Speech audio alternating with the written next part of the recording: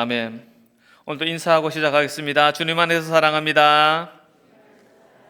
주님 안에서 축복합니다. 오늘은 사랑을 담아 하트를 날려주겠습니다.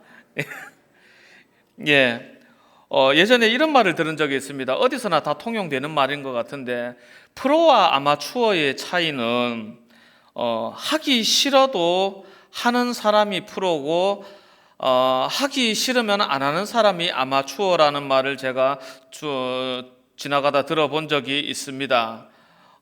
실제로 가만히 보면은 볼링이라든가 이런 거 좀 가벼운 느낌이죠. 이런 운동 경기를 하다 보면은 야, 저 사람은 어지간한 선수보다 잘한다 싶은 사람이 있는데, 희한하게 그걸로 운동을 안 하고 그냥 그건 취미로 놔두고 다른 일을 하는 경우가 종종 있지 않습니까? 그런 걸 보고 그런 말을 하기는 합니다. 그런 말을 하는데 가만히 생각해 보면 그런 게 있습니다. 우리가 뭘 하든지 간에 좀 내가 싫어하는 것, 무슨 일을 하든지 간에 그 일을 하는 것에 있어서 이 부분에는 진짜 하기 싫은 부분이 있어서 그 이후로 안 넘어가는 경우가 종종 있습니다.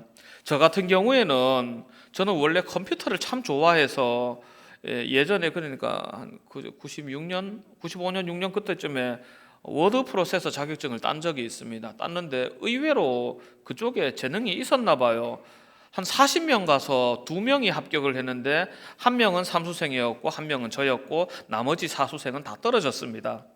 그래서 학원 선생님이 성욱이 너는 컴퓨터 공부 좀 더 해보는 게 좋을 것 같다 라고 말씀하셨는데, 그 다음 과목이 네트워크였어요. 네트워크였는데 문제는 저는 네트워크가 죽어도 하기 싫어서 아직도 할 줄 모릅니다. 그랬으면 목사 안 됐고 어디 컴퓨터 학원 강사가 됐거나 아니면 한국통신에 취직했을 것 같은데, 어쨌든 간에 사람마다 하기 싫은 거는 진짜 하기 싫어서 안 넘어가는 경우가 제법 있는 것 같습니다. 이스라엘 백성들도 그랬던 것 같습니다. 하기 싫은 건 죽어도 안 하는 것 같아요. 하나님께서 이스라엘 백성을 이끌어내기 위해서 모세를 세우셨습니다. 37절입니다. 이스라엘 자손에 대하여 하나님이 너희 형제 가운데서 나와 같은 선지자를 세우리라 하던 자가 곧 이 모세라. 하나님께서 세워주셨어요. 하나님께서 세워주셨는데 그냥 세워진 게 아니라 하나님께서 세워주신 선지자이고, 오늘 본문 읽어보니까 나 같은 선지자가 예수님을 가리킨 말이기도 하지만 오늘 본문을 읽어보면 어떻습니까? 모세도 예언되었었나 봐요. 그러니까는 나 같은 선지자를 세우리라고 말씀하셨는데 이 모세를 세우셨다고 말하죠. 그러니까 이 모세가 그냥 세워진 사람이 결코 아니라는 겁니다. 그리고 또한 그러니까 모세 시대의 이스라엘 백성들에게 주어진 증거들은 그것 말고도 많았습니다. 38절 말씀을 읽어보면 시내 산에서 말하던 그 천사와 우리 조상들과 함께 광야 교회에 있었고 라는 말씀이 나오고, 살아있는 말씀을 받아 우리에게 주던 자가 이 사람이라 라는 구절도 나오는 걸 보니까 모세 시대의 이스라엘 백성들이 하나님을 믿을 만한 이유는 충분히 있었습니다. 충분했습니다. 약속된 선지자도 있었고, 천사의 전하해 준 말도 있었고, 날마다, 사실 오늘 본문에는 소개가 안 되지만은 만나와 메추라기가 매일 새벽마다 만나가 매일 새벽마다 맺히는 것도 참 희한한 일이죠. 그걸 주워 먹으면서도 안 믿기도 힘들 것 같아요. 안 그렇습니까? 네 입에 만나를 먹여주고 있는데 그걸 먹으면서 어떻게 안 믿냐고요, 하나님을. 그게 오히려 기적인 것 같아요. 내 머리 위에 맨날 첫날 구름이 떠 있는, 낮이면 구름 기둥, 밤이면 불기둥이 떠 있는데 그걸 눈으로 보고도 안 믿기가 더 힘든데, 희한한 건 이 백성들은 죽어도 안 믿더라는 겁니다. 놀라운 일이죠. 도대체 왜 그런 걸까요? 스데반은 고발합니다. 듣지 못한 것이 아니고 거절한 거다. 9절 아래로 나옵니다. 39절 아래로 나옵니다. 우리 조상들이 모세에게 복종하지 아니하고자 하여 거절하며, 그 마음이 도리어 애굽으로 향하여 아론더러 이르되 우리를 인도할 신들을 우리를 위하여 만들라. 애굽 땅에서 우리를 인도하던 이 모세는 어떻게 되었는지 알지 못하노라 하고 그때에 그들이 송아지를 만들어 그 우상 앞에 제사하며 자기 손으로 만든 것을 기뻐하더니 자기가 안 들은 겁니다. 떠먹여줘도 안 먹은 겁니다. 다들 애기들 키워보셨으니까 아시지 않습니까? 항상 떠먹여 주지 않습니까? 떠먹여 주는데 문제는 뭡니까? 안 먹는 게 문제지 않습니까? 하나님께서 계속 떠먹여 주셨습니다. 계속 떠먹여 주셨는데 문제는 너희가 안 먹었다. 그게 문제였던 겁니다. 신실한 그리스도인들은 속 터집니다. 아니, 자기 자식도 못 지키던 것들을 극률이 여겨가지고 애굽에서 인도해 내준 거 아닙니까? 자기 자식이 아들이면 죽이라고 해서 나일강에 던지고 나일강에 뭐가 삽니까? 하마가 살고 악어가 삽니다. 우리는 악어를 보면 무섭다고 생각을 하지만 하마는 좀 쉽게 생각을 합니다. 그런데 실제로 하마가 악어보다 더 무섭습니다. 악어 무리에 하마가 들어가는 일은 있어도 하마 무리에 악어가 들어가지는 않습니다. 왜냐하면 거기 들어갔다가 악어 포가 되거든요. 무서운 동물입니다. 하마와 악어가 사는 그 나일강에 아이를 던지게 하는데 그걸 막을 방법이 없었어요. 이 백성들에게. 그 불쌍한 백성들을 긍휼히 여겨서 구원해 주셨고 만나와 메추라기로 먹이시고 낮에는 구름기둥 밤에는 불기둥으로 지키시고 반석을 쳐서 물을 내시고 그렇게 해서 이 백성들을 불쌍하다고 거둬주셨는데 이 악물고 하나님을 안 믿는 겁니다. 그러니까 신실한 그리스도인들이 이 백성들이 하는 짓을 보면 속이 터집니다. 그런데 여기서 우리가 교만하면 안 됩니다. 설마 이 사람들이 머리가 나빠서 이 하나님을 안 믿었을까요? 스데반은 이 백성들의 심리를 정확하게 지적합니다. 복종하지 아니하고자 하여 라고 설명하고 있습니다. 오늘 본문에서 복종하지 못한 게 아닙니다. 복종하지 않은 겁니다. 거절한 겁니다. 40절 보면은 금송아지가 어떻게 생겨난 물건인지 설명이 나옵니다. 아론더러 이르되 우리를 인도할 신들을 우리를 위하여 만들라. 자기가 시킨 겁니다. 누군가가 혼자 시킨 것도 아니고 우리를 위하여 만들라. 그 사람들이 시킨 겁니다. 그렇게 해서 시켜서 만든 물건인데 이 사람들이 어떤 사람이냐? 하나님께서 이 백성들을 구원하시려고 10가지 재앙을 내리셔서 애굽에서 나오게 하시는 것을 다 본 사람들이라는 겁니다. 당대 최강대국 애굽이 나라가 망하다시피 두들겨 맞고 쫓아보내듯이 내놓을 수밖에 없었던 일을 직접 본 사람이라는 겁니다. 그런데 용감무쌍하게도 감히 그 하나님 앞에 배신을 해버린 겁니다. 무식하면 용감한 거죠. 이 백성들 정말로 엄청나게 용감한 겁니다. 어쨌든 간에 그 우상을 만들었는데 왜 만들었을까? 사실 뻔한 노릇이긴 합니다. 모세가 죽은 것 같아요. 그러니까 그러면은 다음 대선이 누구에게 돌아갈까? 그렇게 생각할 수가 있을 것 같은데 모세는 없고 백성은 지도자가 없고 마침 이 말을 하는 이 사람들은 마침 우리는 우리 지파의 장로네?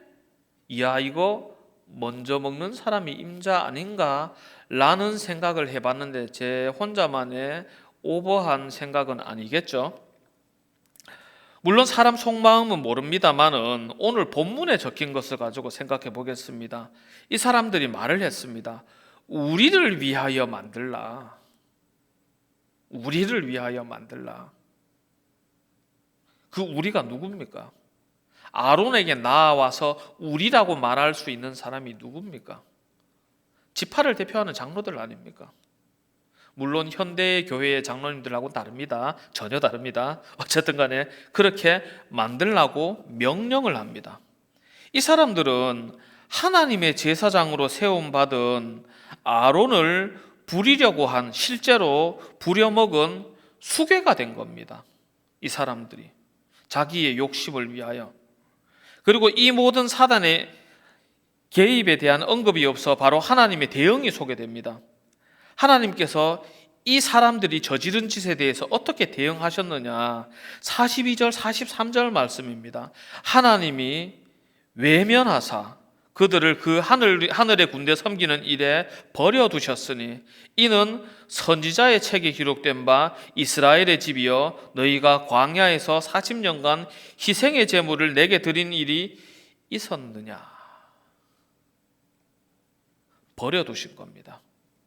사실관계를 명확하게 하십니다. 하나님께서 먼저 사실관계를 명확하게 하십니다. 너희가 광야에서 40년간 희생과 제물을 내게 드린 일이 있었느냐. 출애굽할 때에 남자 장정만 60만 3,550명이었습니다. 대충 60만 명. 인구가 몇 명이며 연수가 몇 년인데 그걸 물어보십니다. 얼마나 많이 들었냐를 물어보시는 게 아니라 드린 적이 있냐고 물어보시는 겁니다. 기가 막힌 노릇입니다. 이쯤 되면 감탄이 나옵니다. 양심 어디 갔습니까? 살려주고 먹여주고 키워줬으면 뭔가 성이라도 보여야죠. 그게 사람 아닙니까? 사람 사이에서도 이렇게는 안 합니다. 근데 놀랍게 하나님을 상대로 그런 짓을 했습니다.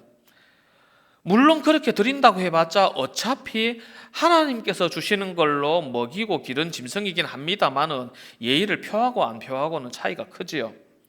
어쨌든 간에 그렇게 해서 희생의 제물을 드린 일이 있었느냐 물어보시는데, 그러면 이 백성들은 하나님의 손에서 공짜로 먹고 마시고 달리 하는 일도 없는데 광야에서 도대체 뭘 하고 살았느냐.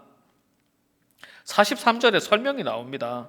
몰록의 장막과 신 레판의 별을 받들었음이요.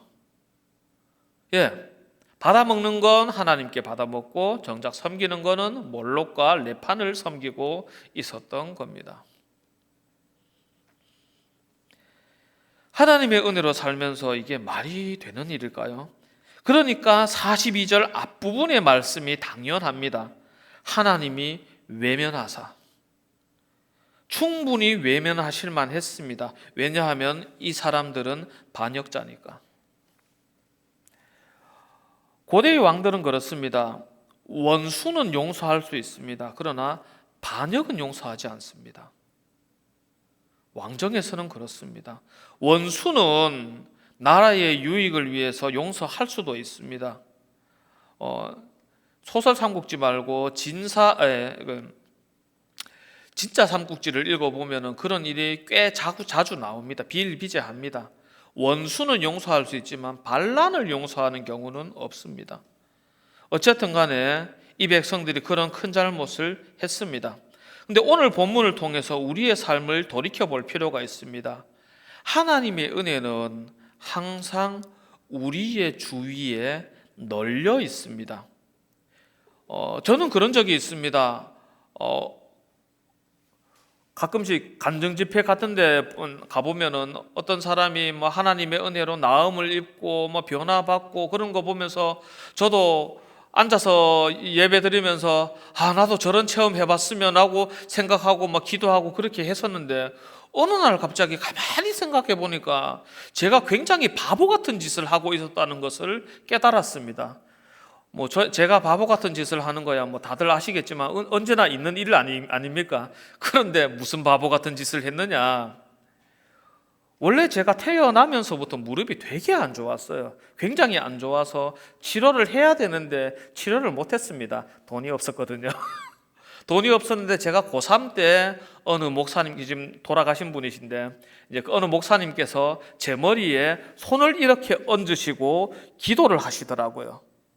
근데 제가 교회 다닌 지 얼마 안 돼서 단 한 번도 안수기도로 신유기도를 본 적이 없어요. 그게 뭔지를 몰라서 목사님께서 기도하고 계신데 눈 말똥말똥하게 두고 이 아저씨가 뭐 하시나 쳐다보고 있다가 그냥 손 떼고 가시길래 뭐지 하면서 다른 사람이 부르니까 그냥 쫄래쫄래 달려갔습니다.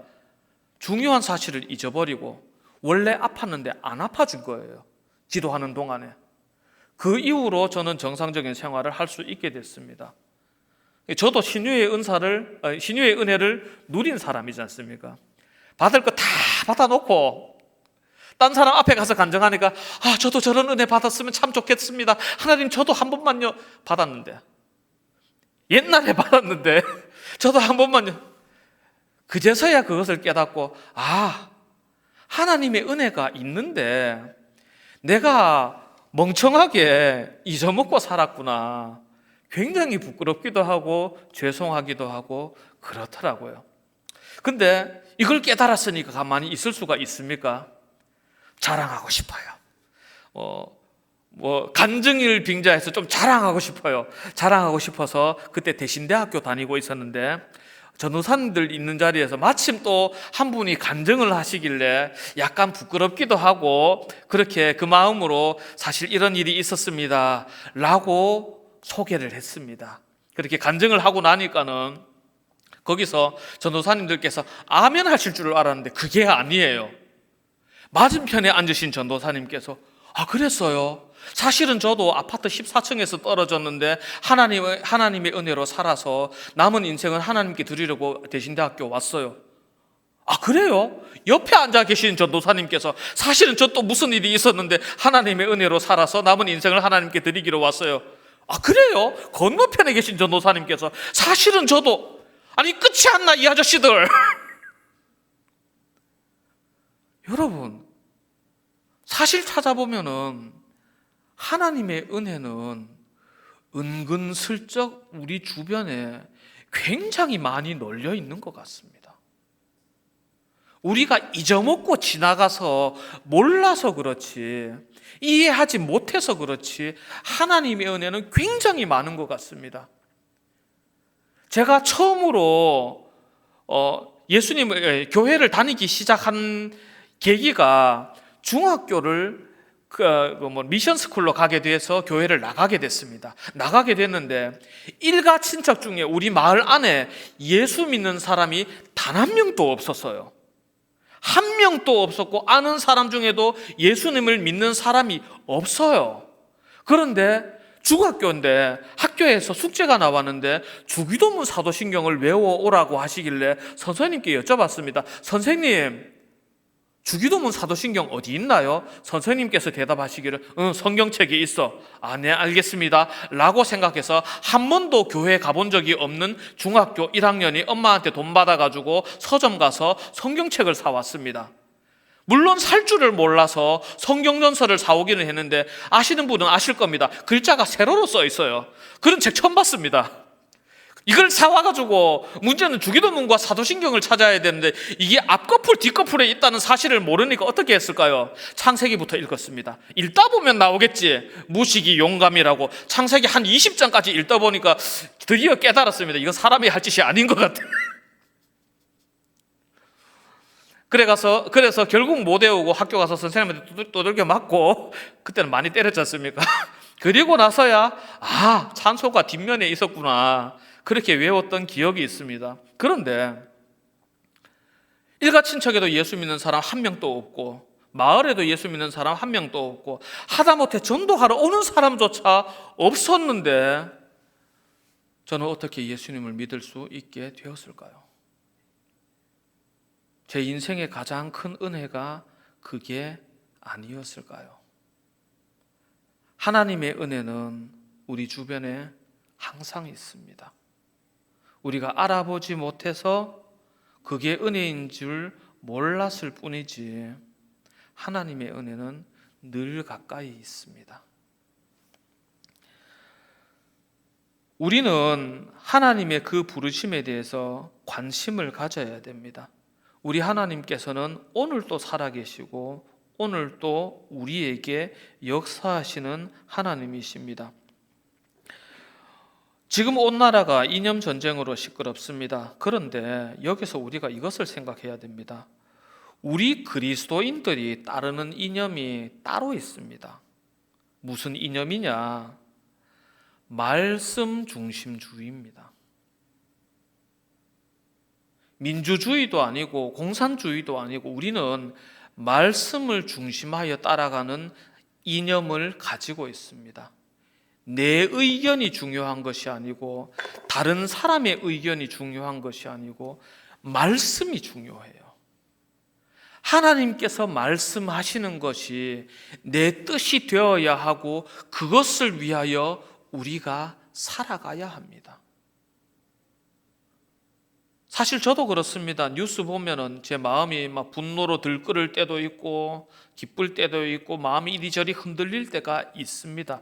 있는데 그것을 통하여 내가 정말로 붙잡아야 할 말씀 중심주의에서 벗어나고 있지 않은지 걱정스러울 때가 있습니다. 엄밀한 의미에서 말하자면 사상이라는 것은 생각의 방향성을 말합니다. 세상 어느 누구도 단 하나의 사상만을 따르는 경우는 잘 없습니다. 당장 우리나라의 건국 이념이 뭡니까? 자유민주주의 체제 아닙니까? 우리나라의 체제가 그렇지 않습니까? 그런데 사실 이념을 찾아보면은 자유민주주의가 따로 있는 게 아니고 자유주의와 민주주의를 합쳐놓은 겁니다. 공산주의도 그냥 우리가 알고 있는 그 공산주의가 하나만 달랑 있는 것 같지만은 사실 이념적으로 따져보면 꽤 여러 개가 있습니다. 왜 이런 일이 일어날 것 같습니까? 그 사회를 구성하고 있는 사람이거나 아니면은 통치자들이 자기가 원하는 사회에 맞는 것들을, 맞는 사상들을 끌어다가 합치다 보니까 그렇게 되는 겁니다. 그런데 말씀 중심주의를 살아가는 우리들은 조금 다릅니다.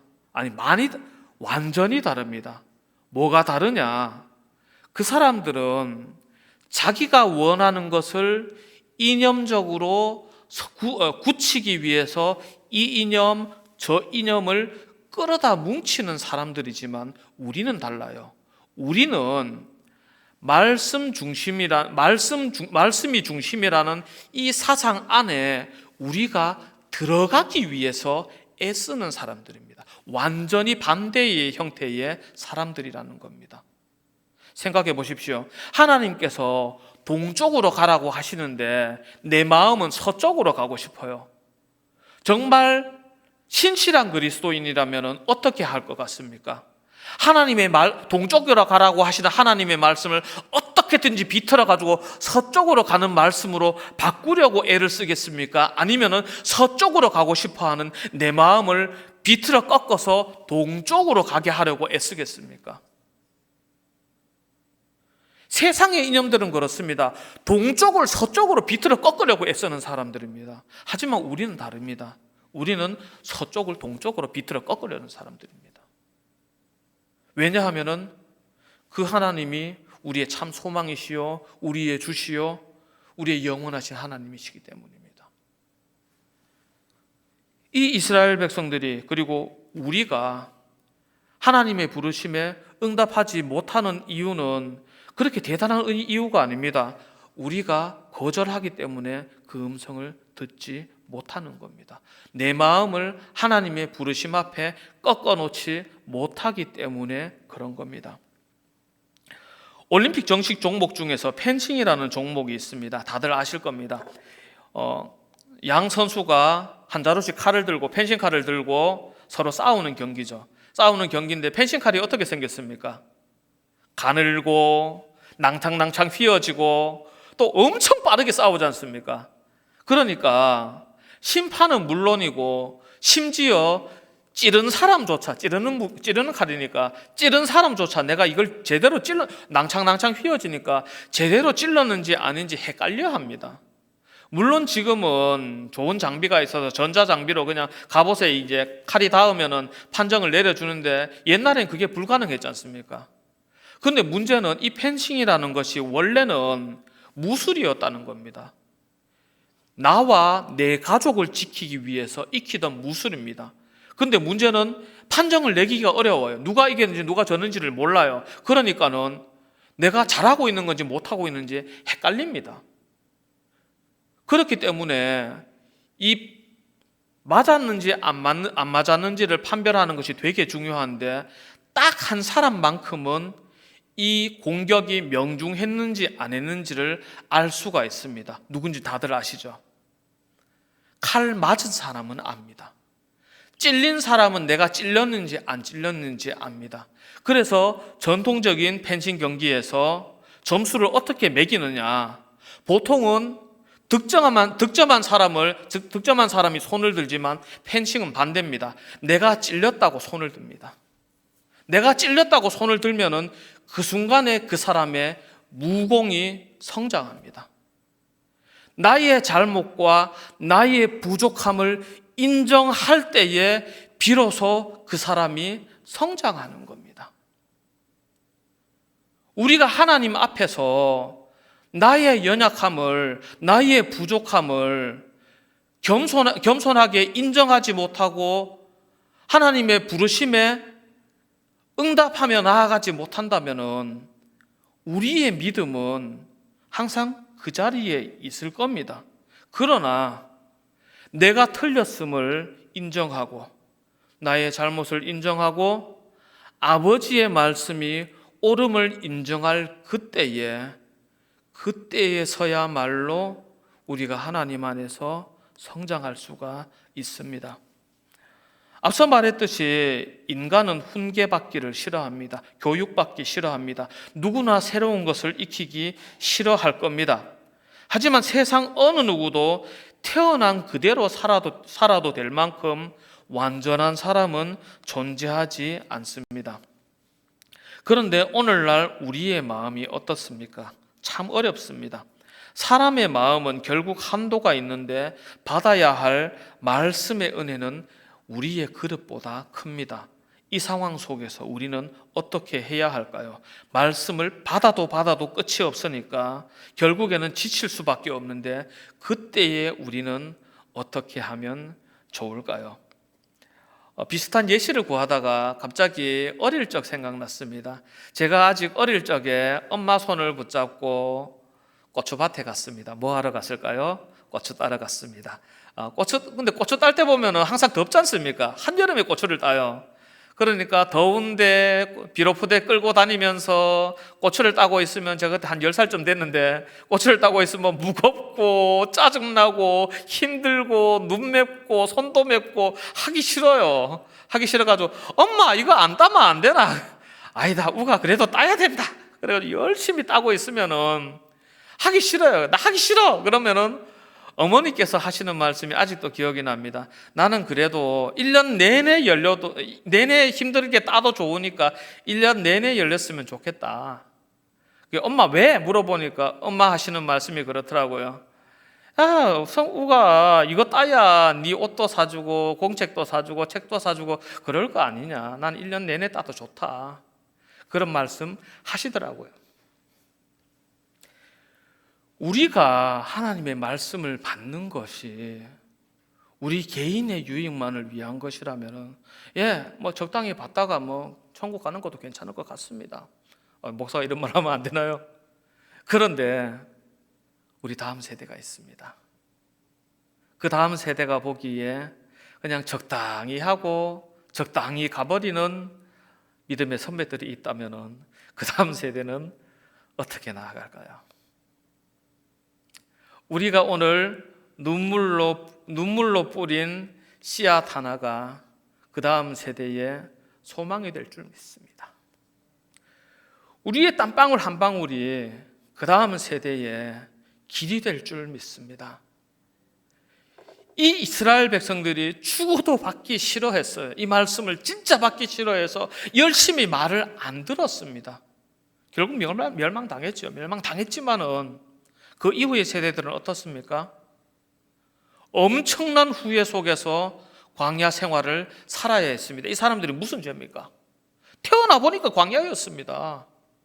어른들이 뭐라 하더니 정신 차려 보니까 내 나이는 40 넘어가 버렸고 이제 가나안 들어가야 돼요. 근데 또 또 하나님의 말씀을 거절하는 놈이 있으면 그냥 혼내주고 싶어요.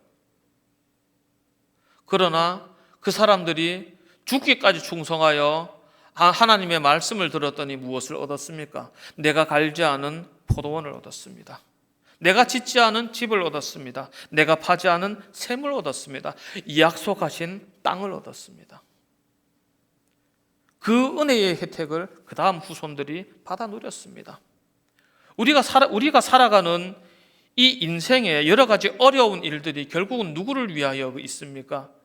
내 입을 채우기 위해서 있습니까? 어림도 없는 이야기지. 내 입만 채울 것 같으면 적당히 해도 됩니다. 왜 열심히 하십니까? 사랑하는 가족과 자녀들을 위하여, 자녀 손들을 위하여 그리 하시는 것 아니겠습니까? 우리가 주님 안에서 거룩하게 서나가기를 원합니다. 믿음 안에서 나를 쳐서 복종시켜 나의 소원이 이루어지는 것이 아니고, 나의 계획이 펼쳐지는 것이 아니고, 내 안에 임하신 하나님의 뜻이 이루어지는 삶을 살아가시기를 주님 안에서 축원합니다. 그 안에서 주님의 놀라운 일을 체험하시고, 그 놀라운 일을 물려주시고, 그 놀라운 일을 남겨서 이 땅에 중요한 예수 그리스도를 믿는 흔적을 남기시는 우리 귀한 성도님들 되시기를 주님 안에서 축복합니다. 이 시간 찬송가 491장 찬양하도록 하겠습니다.